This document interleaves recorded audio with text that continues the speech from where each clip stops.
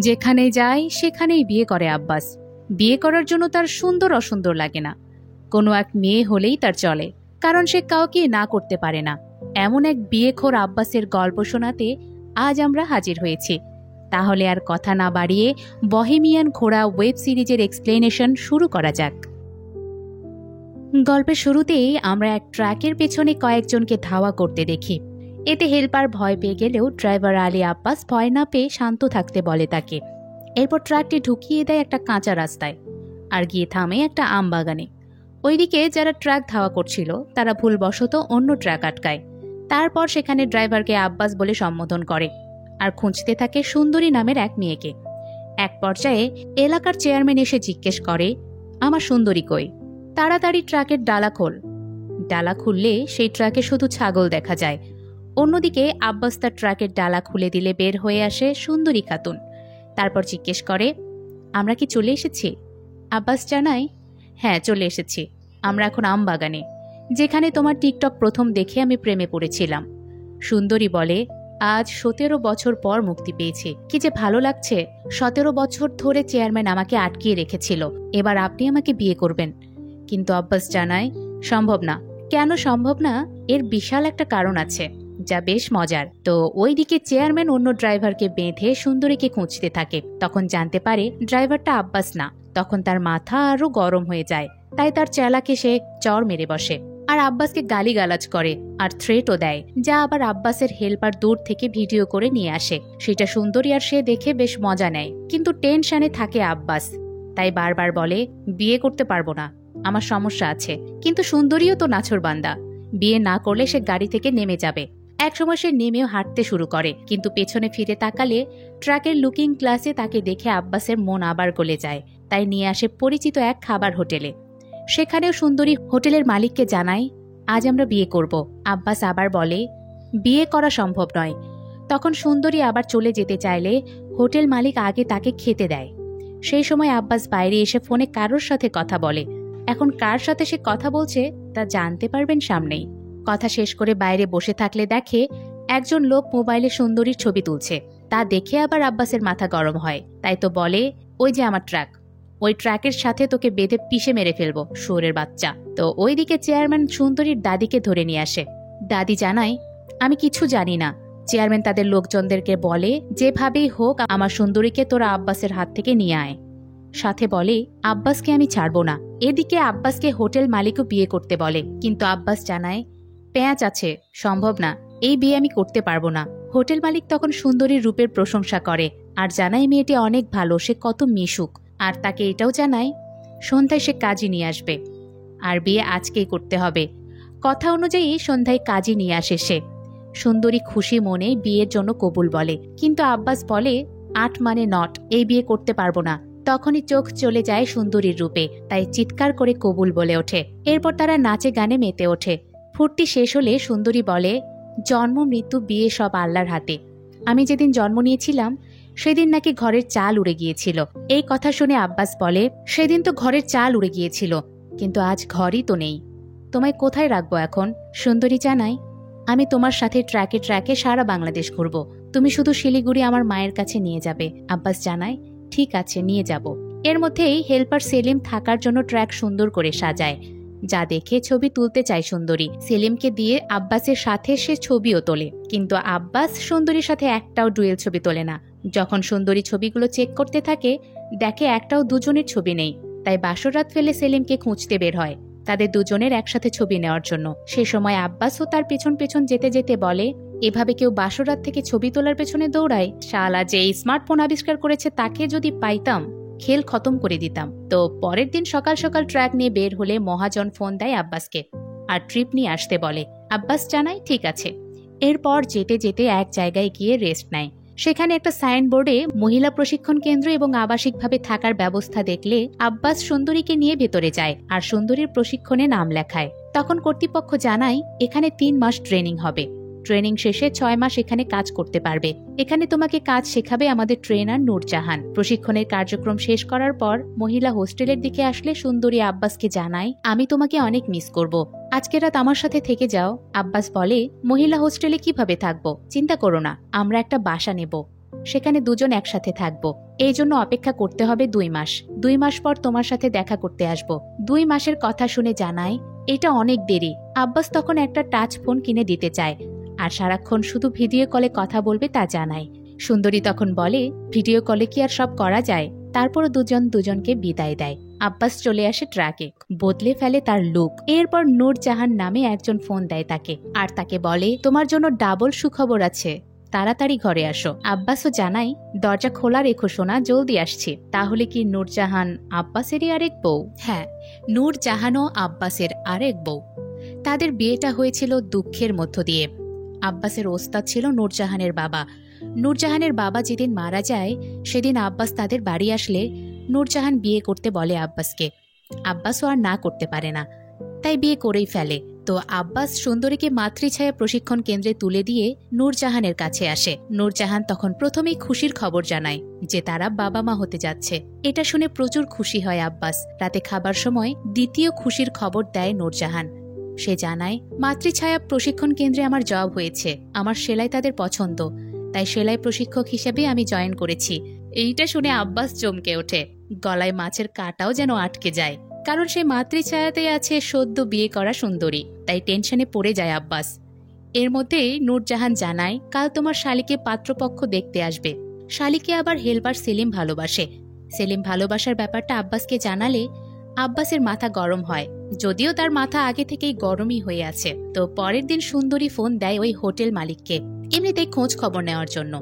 এর মধ্যেই চেয়ারম্যান খেতে আসে সেই হোটেলে। তখন কথায় কথায় হোটেল মালিক আব্বাসের বিয়ে যে সুন্দরীর সাথে এখানে হয়েছে তা জানায়। সেইটা শুনে চেয়ারম্যানের মাথা গরম হয়। সুন্দরীর ঠিকানা দিতে বলে। তখন হোটেল মালিক বলে ঠিকানা তো জানি না, কিছুক্ষণ আগে ফোন দিয়েছিল কিন্তু আমার ফোনের নাম্বারও দেখা যায় না, এখন কবে আবার ফোন দেবে তাও তো জানি না। এসব শুনে চেয়ারম্যান হোটেলের মালিককেই তুলে নিয়ে যায়। ওইদিকে পাত্রপক্ষ দেখতে আসলে জানতে পারে পাত্রের আরও একটা বিয়ে হয়েছিল। এটা শুনে আব্বাস, নূরজাহান, সেলিম সহ সবাই তাদের উপর রাগ দেখায়। এক পর্যায়ে সেলিম দা নিয়েও তাদের দিকে তেড়ে আসে। রাতে আব্বাসও এমন নূরজাহানকে দা নিয়ে তাড়িয়ে আসার স্বপ্ন দেখে। তাই তো সকাল সকাল আব্বাস নূরজাহানকে বলে যদি কখনো জানো আমি ভুল কিছু করেছি তাহলে বুঝে নিয়েও সবকিছু পরিস্থিতির শিকার হয়ে করেছি। নূরজাহান এসবে কান না দিয়ে মাতৃছায়ায় নামিয়ে দিতে বলে। মাতৃছায়ার কথা শুনে আবারও কেঁপে ওঠে আব্বাস। তাই জানাই আমার অন্যদিকে কাজ আছে, যেতে পারবো না। তারপরও গেট পর্যন্ত এগিয়ে দিতে বলে নূরজাহান। সেটাতে না করতে পারে না আব্বাস। এই পর্যায়ে এসে গ্রামের চিকিৎসক জয়গুণের সাথে পরিচয় করিয়ে দেওয়া হয় আমাদের। এর মধ্যেই নূরজাহানকে নিয়ে মাতৃছায়ার গেটের সামনে নিয়ে আসে আব্বাস। নূরজাহান এবার মাতৃছায়ার পরিচালক মরিয়মের সাথে দেখা করিয়ে দিতে চায়, এতে বারবার না করে আব্বাস। কিন্তু একসময় ঠিকই নূরজাহানের সাথে ভেতরে যেতে হয় তাকে। ভেতরে গিয়ে সামনে এগিয়ে যাওয়া নিয়ে তালবাহানা করতে থাকে, কারণ ভেতরে তো সুন্দরী আছে। একসময় আব্বাস সুন্দরীকে দেখতেও পায়, তাই নিজেকে আড়াল করে নেয়। নূরজাহান তখন সুন্দরীকে বলে আমি তোমাদের নতুন প্রশিক্ষক। এরপর আব্বাসকে দেখিয়ে বলে এটা আমার হাজব্যান্ড। শেষমেশ সুন্দরীর সামনে মুখ দেখাতেই হয় আব্বাসকে। এবার সুন্দরী আব্বাসকে দেখে চমকে ওঠে। আব্বাসও থাকে নিশ্চুপ।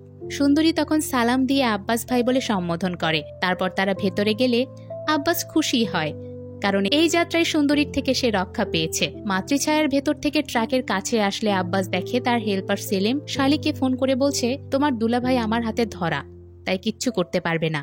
এইটা আব্বাস শুনতে পেয়ে রাগ দেখায় তাকে। সেলিমও জানায় ফুলজাহানের সাথে আমার বিয়ে না দিলে সব গোপন তথ্য ফাঁস করে দেব। এর মধ্যেই সুন্দরী ভিডিও কল দেয় আব্বাসকে আর জানায় সবকিছু জানতে পেরে মোটেও কষ্ট পায়নি। আমি নূরজাহান আপাকে কিছু জানাবো না, শুধু 50% আমাকে দিলেই চলবে। সুন্দরীর কাছে এসব শুনে আরো শান্তি পায় আব্বাস। সুন্দরী আরো বলে এবার নূরজাহান আপাকে দেখতে এসে আমাকেও দেখেন, তাহলেই হবে। এসব বলার পর কিস চাই সুন্দরী। আব্বাস ভিডিও কলে কিস করতে থাকলে এক পরিবার এসে জানায় আমরা বড় বিপদে পড়েছি, যদি একটু নামিয়ে দিতেন 1000 টাকা দেব। সেলিম 1000 টাকার কথা শুনে তুলে নিতে বলে, তাই আর না করে না আব্বাসও। পুরো রাস্তায় ওই পরিবার ফ্যামিলিগত সমস্যা নিয়ে ঝগড়া করে, যা মোটেও ভালো লাগে না আব্বাসের। তাও পেছনে গিয়ে বসতে বলে, সেখানেও তারা ঝগড়া মারামারি করে। অনেকক্ষণ ড্রাইভ করার পর আব্বাস এক জায়গায় গাড়ি দাঁড় করিয়ে বিশ্রাম নেয়। তখন লোকের মুখে দুজনের অ্যাক্সিডেন্টের কথা শোনে, যাদের পরনে ছিল সবুজ শাড়ি এবং শার্ট, যাদের লাশ রাখা হয়েছে হাসপাতালে। এই খবর শুনে আব্বাস সেলিমকে ট্রাকের পেছনে গিয়ে ওই ফ্যামিলির খোঁজ নিয়ে আসতে বলে। সেলিম দেখে দুইজন নেই, আছে শুধু তাদের বাচ্চা। এতে বুঝতে দেরি হয় না সেই দুজনই উপর থেকে পড়ে মারা গেছে। তাই বাচ্চা সহ হাসপাতালে আসে, কিন্তু পুলিশ থাকায় লাশের কাছে যেতে পারে না। তখন সেলিম বাচ্চাটাকে হাসপাতালে রাখতে বলে, তা না হলে তারা বিপদে পড়বে। সেলিমের কথা অনুযায়ী আব্বাস বাচ্চা রেখে চলে যেতে থাকলে কান্না শুনে আবার থেমে যায়। তখন সিন শিফট করে দেখানো হয় জয়গুনকে। এই জয়গুনের কাছেই সেই বাচ্চাটিকে নিয়ে আসে আব্বাস। জয়গুন হচ্ছে আব্বাসের আরও একটা বউ। তাদের দুজনের বাচ্চা 2 বছর আগে মারা গেছে। তারপর থেকে জয়গুন মানসিক রোগে ভুগছে। কখনো মৃত বাচ্চাকে সে অনুভব করে তো কখনো করে না। তাই আব্বাস সেই বাচ্চাকে জয়গুনের কাছে নিয়ে আসলে এসব খেল বন্ধ করতে বলে, কারণ এতে বাচ্চাটার সাথেও খারাপ কিছু ঘটে যেতে পারে। এই ঘটনা ঘটতে বেশি দিন সময় লাগে না। পরের দিনেই জয়গুন কাজে যেতে থাকলে আব্বাস বাচ্চা সামলাতে বলে আর কাজে যেতে নিষেধ করে। তখন জয়গুন বলে, তোমার কি মাথা খারাপ হয়েছে নাকি? আমাদের বাচ্চা 2 বছর আগে মারা গেছে। এইটা শুনে নিয়ে আসা বাচ্চাকে খুঁজতে থাকে আব্বাস। দেখে ঘরের কোথাও নেই, কারণ তা জয়গুনের বাবা সরিয়ে ফেলেছিল জয়গুনের মানসিক অবস্থার কথা ভেবে। এরপর আব্বাসকে বাচ্চা নিয়েও চলে যেতে বলে। আব্বাস তাই বাচ্চাকে নিয়ে ট্রাকে আসে। তারপর সেলিমকে ট্রাক চালাতে দিয়ে বাচ্চাকে ফিডার খাওয়ায়। পথের মধ্যেই ফোন দেয় সুন্দরী। তখন বাচ্চার কান্নার আওয়াজ শুনতে পেলে জিজ্ঞেস করে, বাচ্চা সহ আরও বউ আছে নাকি?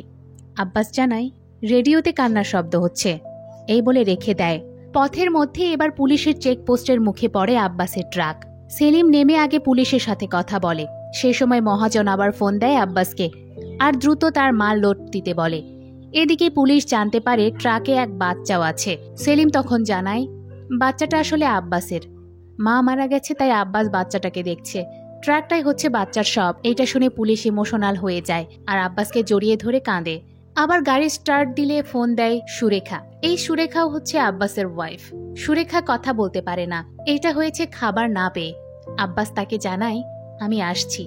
এরপর সিন শিফট করে দেখানো হয় চেয়ারম্যানকে, যে হোটেল মালিকের ফোনে সুন্দরীর কলের জন্য অপেক্ষা করছে, কিন্তু বারবার কল অন্য কেউ দেয়। এতে সে বিরক্ত। এর মধ্যেই সুন্দরীর ফোন আসে। তারপর কৌশলে সুন্দরীর ঠিকানা নেয় চেয়ারম্যান।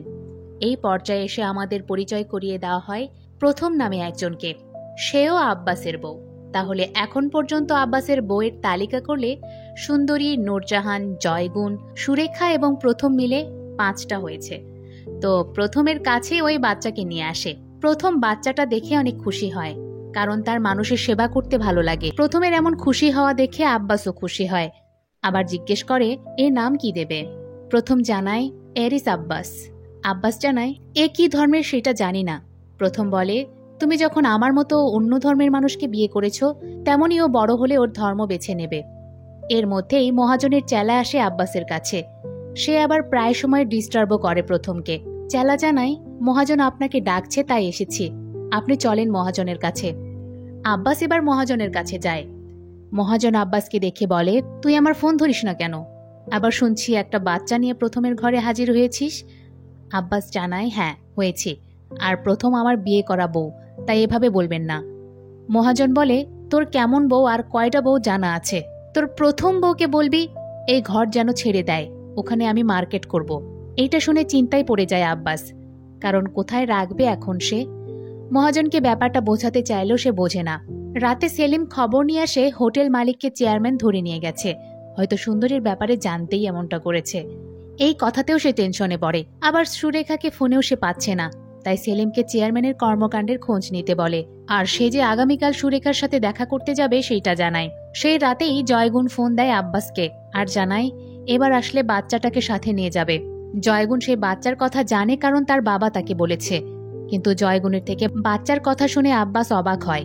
এরপর সিন শিফট করে দেখানো হয় সুরেখাকে। সুরেখা খেতে গিয়ে হঠাৎ অজ্ঞান হয়ে পড়ে। পরের দিন আব্বাস সকাল সকাল সুরেখার কাছে গেলে অজ্ঞান অবস্থাতেই দেখে সুরেখাকে আব্বাস পেয়েছিল তার ট্রাকে মালামাল খালাস করার সময়। সুরেখার বাবা মা নেই, এক ব্যাপারী বেচে দিয়েছিল। তারপর থেকে সুরেখার উপর চলেছে দিন রাত নির্যাতন।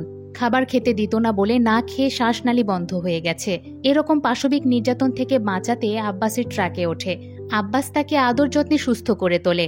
তো সুরেখা অজ্ঞান হওয়া অবস্থায় হাসপাতালে নিয়ে আসে আব্বাস।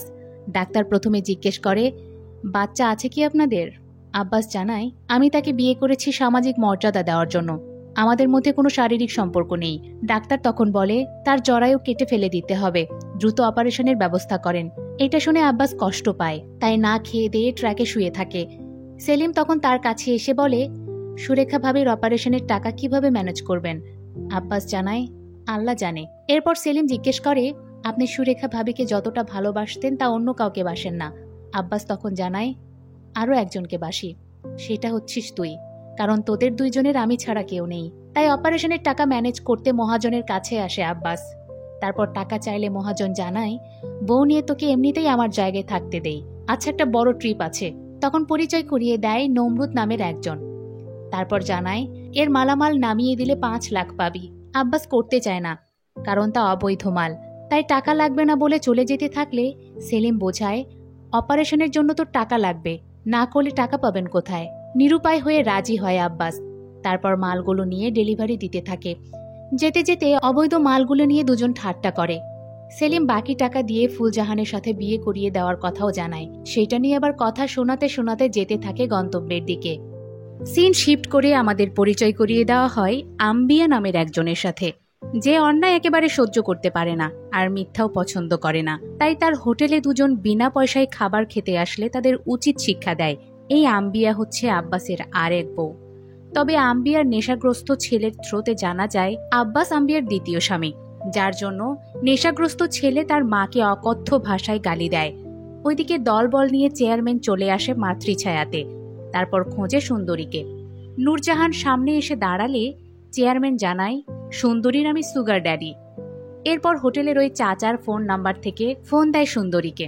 সুন্দরীও ওপর থেকে নিচে নেমে আসে। সেই সময় প্রশিক্ষণের প্রধান মরিয়ম জানায়, এর অভিভাবক আছে, আলী আব্বাস নামে একজন এখানে তাকে নিয়ে এসেছিল। আব্বাসের কথা শুনে অবাক হয় নূরজাহান। চেয়ারম্যান বলে, হ্যাঁ, আব্বাসই আমার কাছ থেকে ওকে ছিনিয়ে এনেছে, আর ছবিও দেখায় আব্বাসের।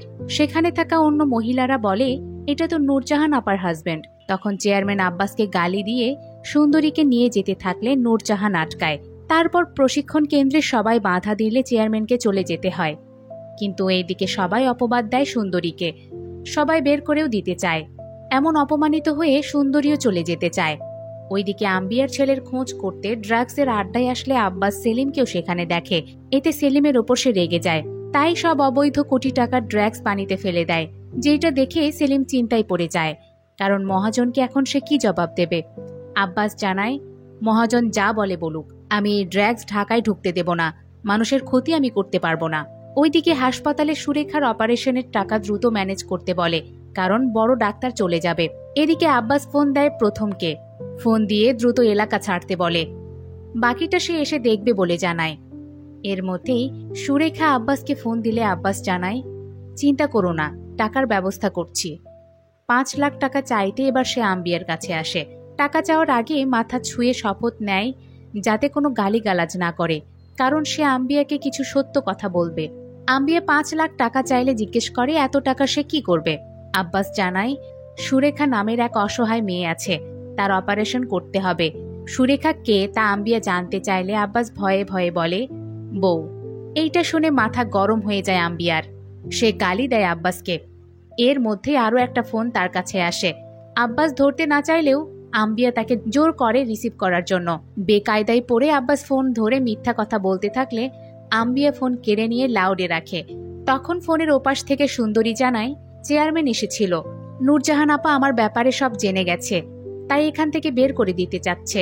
এইটা শুনে আম্বিয়া জিজ্ঞেস করে, আরো 2 জন বউ? আব্বাস জানায়, হ্যাঁ। আম্বিয়া এবার জিজ্ঞেস করে, তুই কয়টা বিয়ে করছস? আব্বাস বলে, 4টা। আম্বিয়া তখন জানতে চায়, আমি কয় নম্বর? আব্বাস জানায়, 6 নম্বর। এই যেন পুরোই গন্ডগোল। তাই তো এটা শুনে বেহুশ হয়ে যায় আম্বিয়া। জ্ঞান ফিরলে দেখে আব্বাস এখনো তার পাশে। তাই এবার জিজ্ঞেস করে, তুই এখনো এখানে কেন? যেখানে যাস সেখানে 14টা বিয়ে করে এখানে এসে কি করিস? যা ভাগ। আব্বাস জানায়, 14টা না, 8টা বিয়ে করেছি। তখন মাথা আরো গরম হয়ে যায় আম্বিয়ার। তাই তাকে মেরেই ঘর থেকে বের করে দেয়। ওইদিকে মহাজন জেনে যায় মালগুলো ঠিক জায়গায় এখনো পৌঁছায়নি। ফোনও বন্ধ করে রেখেছে আব্বাস।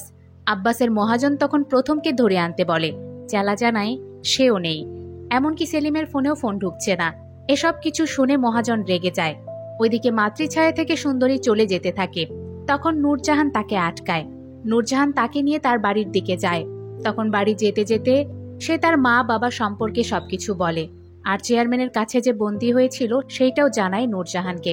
সাথে এটাও বলে আব্বাস অনেক ভালো মানুষ, কিন্তু আব্বাসের কথা শুনতে চায় না নূরজাহান। তো সুন্দরী নূরজাহানের বাড়িতে আসলে তার চুপি চুপি চেয়ারম্যানের লোক দেখে ফোন দেয় চেয়ারম্যানকে। সিন শিফট করে দেখানো হয় এবার আজমেরিকে, যার বসবাস বন জঙ্গলে। এই আজমেরি আব্বাসের আরো এক বউ। আব্বাস প্রথম এবং বাচ্চাকে এই আজমেরির কাছে পাঠায়। প্রথম গিয়ে আজমেরির কাছে পরিচয় দেয় আব্বাসের খালাতো বোন হিসেবে, কারণ আব্বাস তাকে এটাই বলতে বলেছিল। আব্বাস এবার ট্র্যাক নিয়ে আসতে থাকে আজমেরির কাছে। যেতে যেতে বলে, আম্বিয়াকেও হারালাম, নূরজাহানকেও হারালাম, সব শেষ। এই কথা শুনে সেলিম জানায়, যদি একবার আম্বিয়া এবং আজমেরি ভাবে মুখোমুখি হয় তাহলে আপনার ঘাড়ে আর মাথা থাকবে না। শুধু শুধু ওসব মালও ফেলে দিলেন, চারিদিক থেকে বিপদ আসছে। ওইদিকে প্রথমের চেহারা সুরত দেখে আজমেরির মা বলে, কোনোভাবেই তো আব্বাসের খালাতো বোন মনে হয় না, মনে হচ্ছে আব্বাসের বউ। বাচ্চাও তো দেখি আব্বাসের মতো। তখন প্রথম জানাই, আমি সাঁওতাল ঘরের মেয়ে। আমার প্রথম স্বামী মদ খেয়ে মারা যায়। দ্বিতীয় স্বামী মারা গেলে পাড়া থেকে বের করে দেয়। সেই সময় আব্বাস তার মহাজনের জায়গায় আমার ঘর বানিয়ে দেয়। এখন সেখান থেকেও বের করে দেওয়া হয়েছে, তাই আব্বাস এখানে পাঠিয়েছে। প্রথমের এসব কথা শেষ না হতেই মহাজন সেখানে তার দলবল নিয়ে হাজির হয়। এবার প্রথমের ফোন থেকে ফোন দেয় আব্বাসকে, সাথে তাকে থ্রেটও দেয়। তখন আব্বাস বুঝতে পারে প্রথমের ঠিকানা মহাজনকে সেলিম দিয়েছে। তাই তখন আব্বাস সেলিমকে এই ব্যাপারে জিজ্ঞেস করতে থাকলে সেলিম প্রথমে মুখ খোলে না, তারপর জানায়, হ্যাঁ আমি বলেছি। এইটা শুনে কষ্ট পায় আব্বাস, কারণ ছোটবেলা থেকে সে সেলিমকে বড় করেছে। আজ সেই সেলিম কিনা তার সাথে বিশ্বাসঘাতকতা করেছে। এজন্য ট্রাক থেকে নেমে যেতে বলে সেলিমকে। সেলিম তখন জানায়, এই ট্রাক মহাজনের, আপনার নয়। আব্বাস এই কথা শুনেও অবাক হয়ে যায়, তাই ট্রাকের চাবি সেলিমকে দিয়ে নিজেই নেমে যায়। এরপর হাসপাতালে আসে সুরেখার কাছে। এসে ডাক্তারের কাছে অপারেশনের জন্য আরো 2 দিন চাইলে ডাক্তার জানায় অপারেশন হয়ে গেছে। আম্বিয়া নামে একজন টাকা দিয়েছে। আম্বিয়ার টাকা দেওয়াটা ভাবাতে থাকে আব্বাসকে। এর মধ্যেই সেলিম মহাজনকে আব্বাসের খোঁজ দেয়। সে জানায়, আব্বাস এখন হাসপাতালে সুরেখার কাছে আছে। আরো মেয়ে কেলেঙ্কারির কথা শুনে মহাজন নিজেই অবাক হয়। তাই প্রথমে আজমেরিকে তুলে নিয়ে আসতে চাইলে আজমেরির মা জানায়, আমরা এসবের সাথে জড়িত নই। তাই মহাজন আজমেরিকে ছেড়ে দেয়। আজমেরি তখন প্রথমকে বলে, আমাকে মিথ্যা না বললেও পারতি, আমি মিথ্যা পছন্দ করি না। তো ওইদিকে হাসপাতালে মহাজনের লোকজন আব্বাসকে ধরতে চলে আসে। আব্বাস তা জানতে পেরে কোনো মতো সেখান থেকে পালায়। এর মধ্যেই সেলিম তার প্রেমিকা ফুলজাহানকে আব্বাসের বিয়ে কর্মকাণ্ডের সব ঘটনার কথা বলে দেয়। কিন্তু আব্বাস তো বিয়ে করেছে 8টা, সেলিম জানে 7টার কথা, যার শেষটা হচ্ছে সুন্দরী। আর এই সুন্দরীকে আব্বাস সবসময় 8 মানে নট বলে এসেছে। তাহলে 8 নম্বর বউটা কে? সাথে থাকুন, জানতে পারবেন। হাসপাতাল থেকে লুকিয়ে আব্বাস একটা বাড়িতে আসতে দেখা যায়। সেই বাড়ির দরজা খোলে শেফালি নামে একজন। এই শেফালিকে ধরেই আব্বাসের বউ 8টা। কিন্তু অন্য সব বউয়ের কাছে আব্বাস প্রায় সময় গেলেও শেফালির কাছে আসলো প্রায় 12 বছর পর। শেফালির কাছে আব্বাস থাকতে চাইলে শেফালি আধ্যাত্মিক কথাবার্তা বলে। সে বলে, ঘর সংসার বলতে কিছু নেই, সব মনের চাওয়া, কিন্তু আমার মন আর এসবের মধ্যে নেই, তাই আমাকেও আর এসবের মধ্যে পাবে না। শেফালি এসব বলার কারণ সে এখন একজন সাধক। শেফালির কাছে এসব শুনে টাসকি খেয়ে যায় আব্বাস। সে সব হারিয়ে এখন এখানে থাকতে এসেছিল, কিন্তু সেখানেও কিনা তার জায়গা নেই। এর মধ্যে শেফালির ঘর থেকে কেউ একজন বের হয়। তখন শেফালি জানায়, এই আমার এখন সঙ্গী। এটা শুনে আরো আকাশ থেকে পড়ে যেন আব্বাস। তখন হাসপাতাল থেকে তার কাছে ফোন আসলে আরো ভেঙে পড়ে, কারণ তাকে জানানো হয় সুরেখা মারা গেছে। ওইদিকে মহাজন প্রথমকে ধরে নিয়ে যেতে থাকলে জঙ্গলের মধ্যে বাঘের গর্জন শুনে ভয় পেয়ে প্রথমকে রেখে তারা পালিয়ে যায়। তখন দেখা যায় আজমেরি বাঘের গর্জন দিয়ে তাদের তাড়িয়ে দিয়েছে আর প্রথমকে তাদের কাছ থেকে বাঁচিয়েছে। এর মধ্যে আব্বাসও চলে আসে হাসপাতালে। সুরেখাকে দেখে কষ্ট পায় সে। সেই সময় সুরেখাকে ধর্ষণ এবং অপহরণের মামলার অপবাদে পুলিশ এসে ধরে নিয়ে যায় আব্বাসকে। মূলত এই চালটা চালে মহাজন। আব্বাস জেলে যাওয়ায় খুশি হয় সেলিম, কারণ ফুলজাহানের সাথে তার বিয়ের আর কোনো বাধা নেই। তাই ব্যাপারটা এসে ফুলজাহানকে জানালে ফুলজাহান উল্টো তাকে চড় মারে, সাথে বলে, আমার দুলাভাই এসব করতেই পারে না। নূরজাহানকে ফুল ব্যাপারটা জানালে নূরজাহান জানায় যে আমাকে মিথ্যা বলতে পারে সে সব করতে পারে। এদিকে ফুলজাহানের কাছে চড় খেয়ে এক জায়গায় এসে মন খারাপ করে মোবাইলে আব্বাসের সাথে থাকা ছবি ভিডিও দেখে সে। দেখতে দেখতেই সেলিমের চোখ এক জায়গায় এসে থেমে যায়। সে একটা ভিডিওতে দেখে মহাজনের চেলারা সুরেখাকে প্রথমে অ্যাবিউজ করেছে। তাই ওই পুলিশের কাছে গিয়ে সেলিম বলে, আমার ওস্তাদ আব্বাসকে মিথ্যা মামলায় ফাঁসানো হয়েছে, ওকে বাঁচান স্যার। আব্বাসকে আসলে পুলিশ ধরেনি, মহাজনের লোক পুলিশ সেজে তাকে ধরে নিয়ে গেছে। এবার আব্বাসকে কাছে নিয়ে এসে মহাজন জিজ্ঞেস করে তার মালগুলো কোথায়। আব্বাস জানায়, নদীতে ফেলে দিয়েছি। এইটা শুনে রেগে গিয়ে মারার নির্দেশ দিলে আসল পুলিশ সেখানে আসে আর সবাইকে ধরে ফেলে। তখন সেলিম মাপ চাইতে থাকে আব্বাসের কাছে। আব্বাস কিছু না বলে চলে যায় ঘরে। তারপর জয়গুনের কাছে আসলে জয়গুন বিয়ের আংটি আর ডিভোর্স লেটার দেয় আব্বাসকে, কারণ সেলিম জয়গুনকে জানিয়ে দিয়েছিল আব্বাসের আরো অনেকগুলো বিয়ের কথা। এবার আব্বাস যখন তাকে বোঝাতে চায়, কিছুই বুঝতে চায় না জয়গুন। আব্বাস সেখান থেকে এবার চলে আসে নূরজাহানের কাছে। এসে বাচ্চা নিয়ে ইমোশনাল কথা বললেও নূরজাহান জানায়, বাচ্চার অধিকার তুমি পাবে, কিন্তু আমার অধিকার তুমি আর পাবে না। ওইদিকে প্রথম আজমিরির থেকে বিদায় নিয়ে কোনো এক জায়গার উদ্দেশ্যে চলে যায়। আম্বিয়া দাঁড়ায় নির্বাচনে। সুন্দরীও আব্বাসকে আংটি দিয়ে পাড়ি জমাতে থাকে শিলিগুড়ির উদ্দেশ্যে।